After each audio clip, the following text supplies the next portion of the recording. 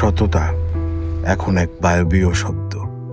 আমরা সবাই তাকে চাই, কিন্তু কেউ তার মুখোমুখি হতে চাই না। এটা কিছু করেন, এই ঝামেলাটা মিটান। তোমার জামাই এখন ভালো হয়ে গেছে, এখন ঘুষ টুস খায় না। সব ড্রামা ড্রামা। চায়কে চিনি দাও না? ওই নিউজটা কিন্তু ভাই আমিই করছিলাম, প্রচুর ভাইরাল। কিন্তু পরে ওই ছাগল কাণ্ডটা আমার ভাইরালটা খেয়ে গেছে ভাই। হা, পড়াশোনা করা দরকার না?